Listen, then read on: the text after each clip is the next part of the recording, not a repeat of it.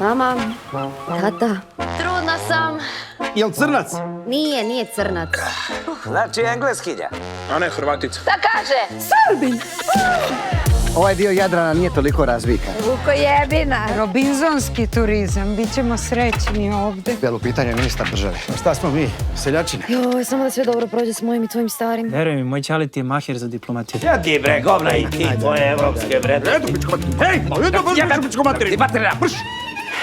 I šta ćemo sad? Imat ćemo 2 svadbe. Pravoslavnu. Ti si Ana nevina. Da. I katoličku. Ovo? To ne. Ja to nemam u budžetu. Pa na čemu da je isprosim? Koje darove nam nosiš, gostu srca čista? Celu zemlju Srbiju. Koja će nam to kurac? Budimire, šta je ovo? Rekli ste gazda za 5 eura. Strašno. Težak život, kuje! Ovo vam je isto neki rod. Nije, hvala Bogu. Majka ti opet pije! Gdje da idem? Izgleda da će da rodi! Ako neko ima nešto protiv, neka digne ruku ili neka ćuti zauvek.